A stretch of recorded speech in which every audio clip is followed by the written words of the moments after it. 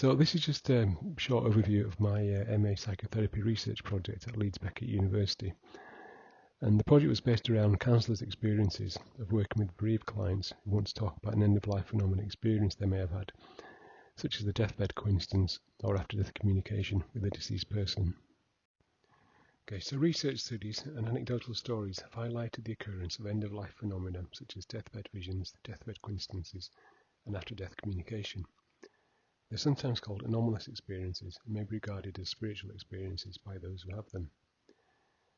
As a hospice bereavement counsellor, I often hear about these experiences from clients, and I was interested in finding out how other counsellors felt about working with these experiences, whether it had affected them on a personal or professional level, and how they went about working with this group of clients. So this led to the primary research question: what is the counselor's experience of working with bereaved clients' experience of end-of-life phenomena? And the secondary research questions of how do they support a client in making sense of and integrating this type of experience into their grieving process? Are there discrepancies between what the counsellors acknowledge is important when working with this group of clients and what they do in practice? And has the experience of working with and hearing about end-of-life phenomenon experiences affected the counsellor professionally or no personally? However, a literature review showed no existing studies on the experience of counsellors when clients disclose this type of experience, and it was therefore unclear to me at what point during therapy discussions around these experiences take place, how they're initiated, and how they proceed. And the hope was that asking these questions allows any challenges that arise for counsellors to be highlighted, and by exploring these challenges it may allow counsellors to help clients find meaning in these experiences that leads clients towards post-traumatic growth. And post-traumatic growth is a term I came across in this 2018 study on the applications of grief and bereavement theory for critical care nurses, and describes the positive transformation as a result of a traumatic experience such as a death. Okay, so I'll just do a short overview of end-of-life phenomena, as this will act as a reference and help frame the research project.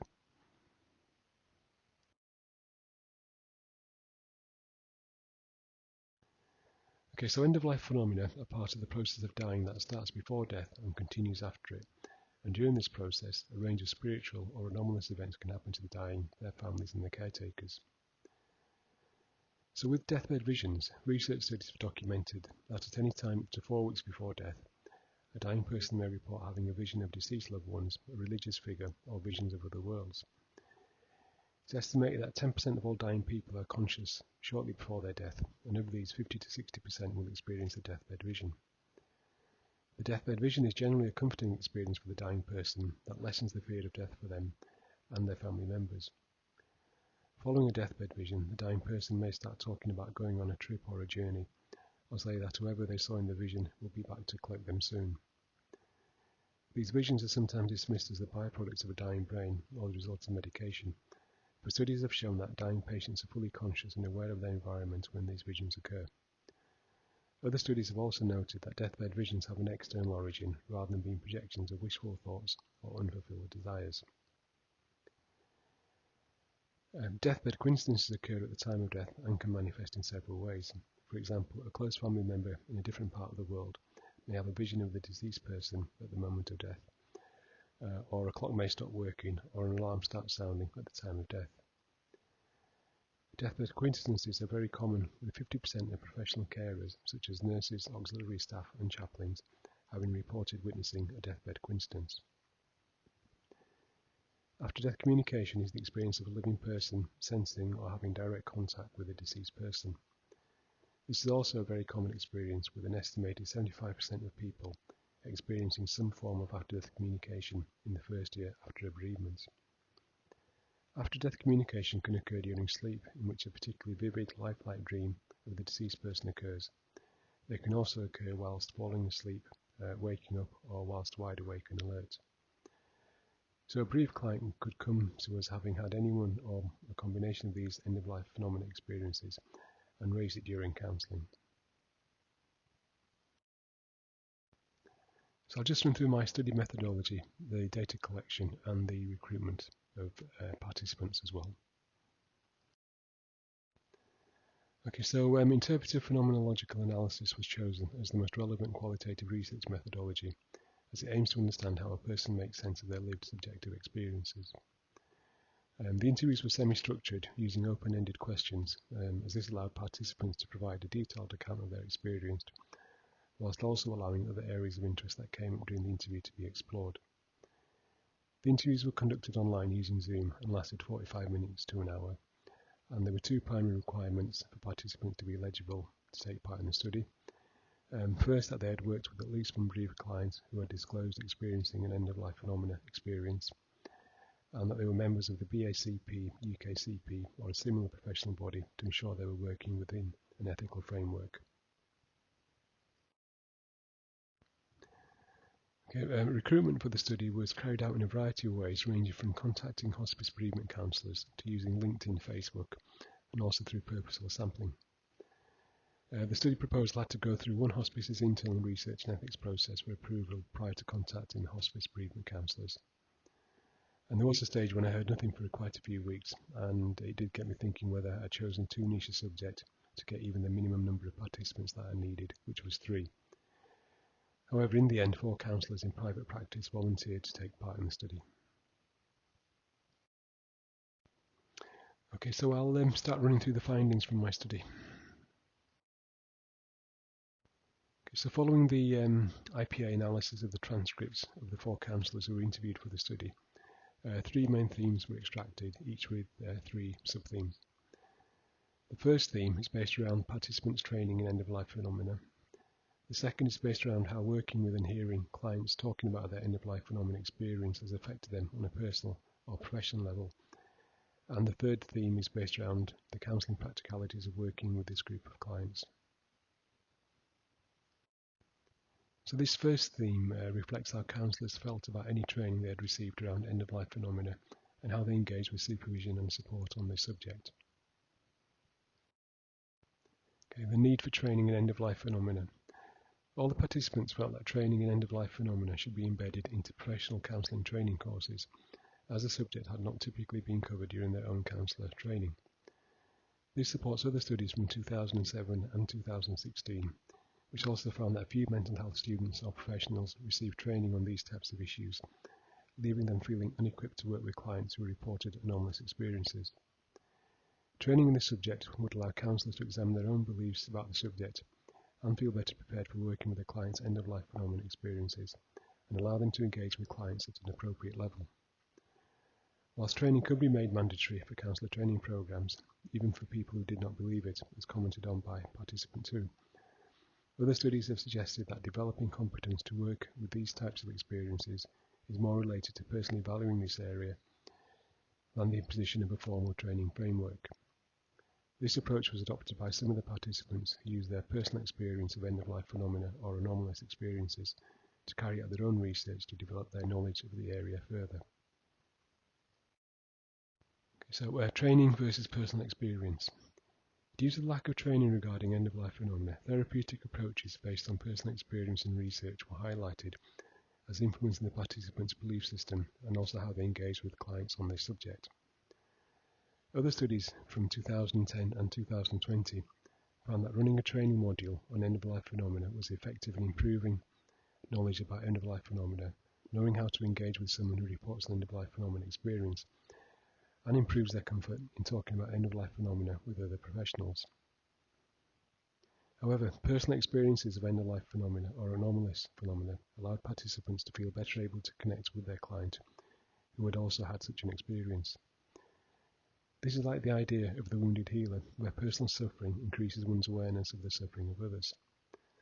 So by analogy, experience of an end-of-life phenomena increases one's awareness and connection to clients who have had a similar experience. For more formal training in the subject, it raises the question of who is qualified to give this type of training. As end-of-life phenomena cross many domains such as religion, spirituality, medicine, mythology, and philosophy, does it need a multidisciplinary approach to teaching the subject, and how would biases for or against end-of-life phenomena be managed ethically? Okay, on to support issues. Previous studies have found that working with anomalous or spiritual experiences in therapy was outside of the counsellor's area of expertise. However, this is not supported by this research study, as all the participants felt comfortable and confident working with these types of experiences, and also without supervisory support. A 2011 study questioned this level of competency to work with spiritual experiences, and whether it was due to psychotherapists overestimating their competency, or because they brought their own experiences to this area after qualifying. A 2004 study suggested that non-disclosure by counsellors in discussing this type of work in supervision is due to fears of being misunderstood, being judged, and losing respect and professional credibility. As counselling supervisors have the responsibility for alerting us to material that is outside of our awareness and may have a bearing on our work with clients, and also for monitoring competence of their supervisees, this raises the question of whether the counselling supervisor should themselves be trained in and be aware of end-of-life phenomena in order to be able to provide this level of support. This is reflected in participant 3's comments that my supervisor needed to be more understanding of spiritual issues that have come up. Participants were also reluctant to discuss these experiences with other counselling professionals. Although they found talking to peers easier than their supervisors, there was still some doubt on how this would be perceived by peers, as in participant 2's comment that they may not completely believe it, but it kind of tickles them. This reflects a 2019 study which found that therapists protected themselves when they perceived a threat to their professional standing by hiding their actions from colleagues due to being aware of the potential for ridicule when raising issues of spirituality or anomalous experiences. However, identifying and openly discussing these issues may improve the ability of counsellors to work with spiritual matters in practice. So theme 2 reflects the personal transformations that have occurred for participants through working with end-of-life phenomena experiences. Okay, so personal transformation. Becoming more open-minded towards end-of-life phenomena was one area mentioned by all the participants. They all felt a sense of gratitude for having the opportunity to work with clients who disclosed end-of-life phenomena, as it led to personal growth for them both professionally and in private life. For example, that working with and learning about these experiences will allow them to deal with their own grief and bereavement in the future. This beneficial transformative effect of learning about these types of experiences has also been found in other studies. A 2013 study into the effects of learning about near-death experiences showed it can help increase personal growth by enhancing a sense of spirituality and overall well-being, whilst the 2020 study found that working with or hearing about end-of-life phenomena has a positive influence on spirituality. So working with his clients, their experiences was therefore associated with hope and optimism for the future, as it has allowed participants to be more aware of their own position on the spiritual aspects of end-of-life phenomena. Participant 2 also made an interesting comment that she had become more open-minded, but within reason, which I'll discuss further in a couple of slides. Okay, religion versus spirituality. So whilst there's no fundamental agreement as to what spiritual or spirituality means in psychotherapy, all the counsellors describe themselves as spiritual as opposed to religious. Participants viewed being religious as adhering to the beliefs and practices of an organised church or religious institution, while spirituality was seen as a more personal individual practice of a transpersonal nature. So this view could also reflect the growing distinction between religion and spirituality, both in Western society and globally. Even though the personal interpretation of spirituality varied amongst participants, religion was seen as an unnecessary structure that may restrict access to spiritual experiences.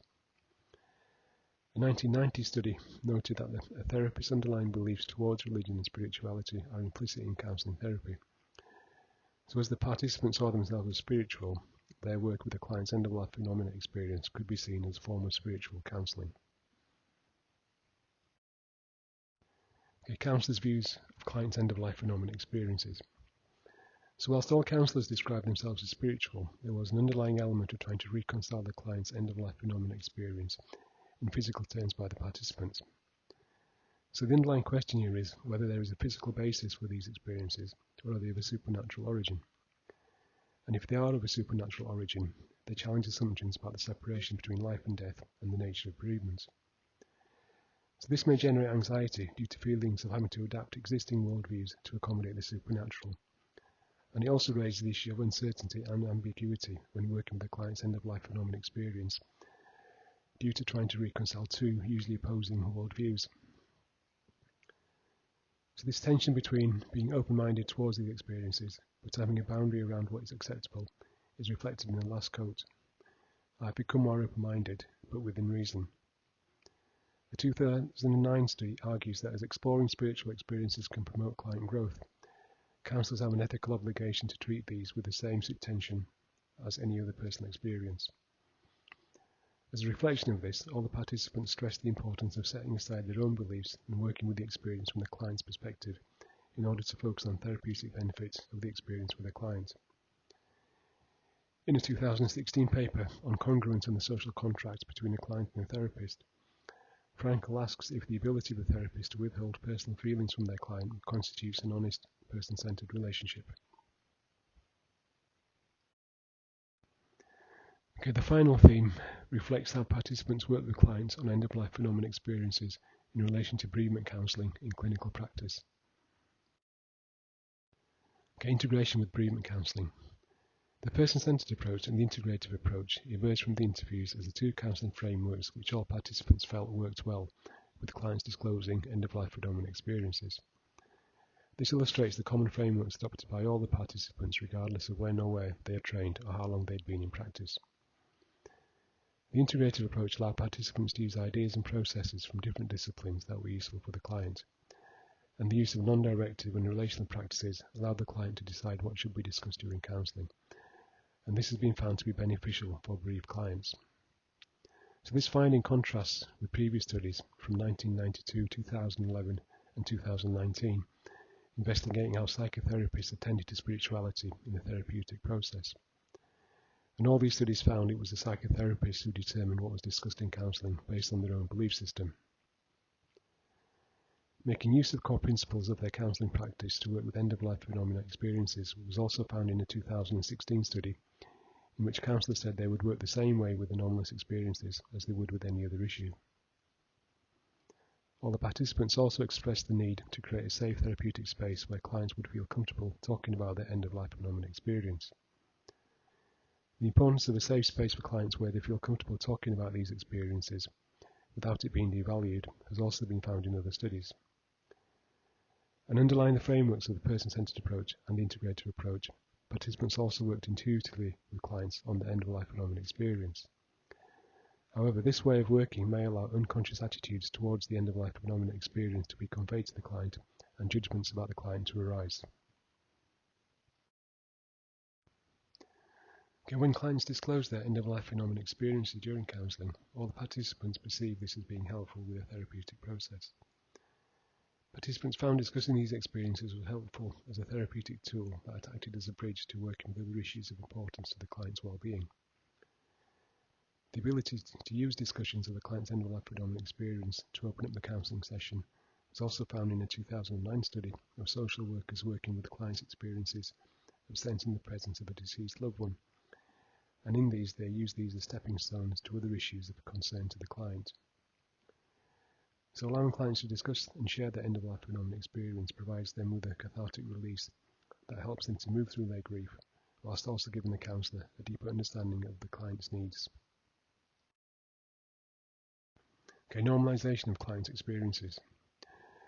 Normalising is an essential part of bereavement work, and normalisation of the client's end-of-life phenomena experience, along with reassurance, came across as a major part of work for all the participants in practice. Several studies have suggested that supporting clients to find comfort from the experience by normalising it, rather than pathologising it, is a better approach in counselling. But normalising the experience relied on participants having a knowledge of end-of-life phenomena upon which they could draw to talk to the client. A 2016 study found that normalisation of anomalous experiences reduced the client's anxieties, as it reassured them they were not the only ones to have had such an experience. It also helped to improve their self-perception if they had been stigmatised about the experience from others, such as family, friends or healthcare professionals. The study also found that once clients had been reassured that their experience was common and normal, it became part of the normal grieving process, as some clients only wanted to share the experience and were not always looking for an explanation of it. Normalisation of a bereaved client's end-of-life phenomena experience helps in maintaining an emotional bond with the deceased that can become part of making meaning from the experience for them. Reassurance was also a key element in working to turn things around with clients who had had negative experiences, which they found frightening, as commented on by participant 3.